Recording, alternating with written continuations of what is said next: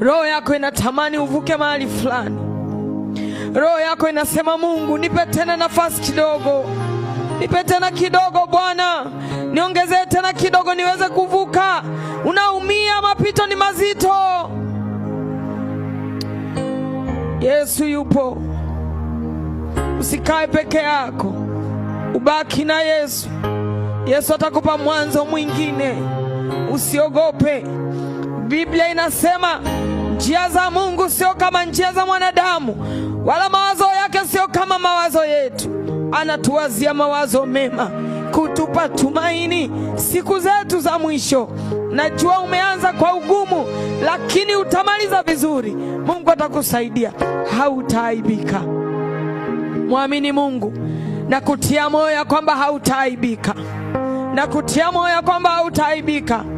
Najua unatamani, unadaiwa kodi ya nyumba, moyo wako unaongea, unasema natamani ningepata kodi ya nyumba nikalipa, lakini Mungu angenipa hata hela kidogo nikajenga chumba changu kimoja tu nikahamia na watoto. Moyo wako unaongea, moyo wako unatamani. Umezunguka mahali pamoja kwa muda mrefu. Nataka nikutie moyo kwamba Mungu anaona yote. Mungu atafanya njia. Anayo njia. Biblia inasema anafanya njia pasipokuwa na njia. Atafanya njia kwa ajili yako, usiogope. Atakufanya njia.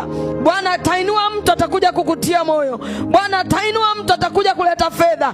Bwana atainua mtu atatumwa, hata kunguru walitumwa wakaleta chakula.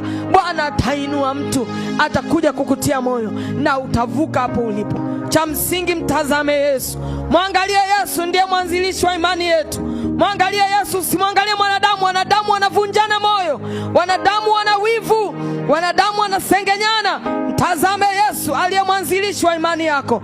Atakusaidia, atakuvusha. Kwa sababu Biblia inasema fedha na dhahabu ni mali ya Bwana, anatafuta ni nani anayemcha Bwana ili amrithishe. Mche Mungu ili akurithishe mali. Pokea Yesu awe Bwana na Mwokozi wa maisha yako, na utavuka salama na shida zote zitakwisha katika jina la Yesu. Bwana akubariki sana. Amen.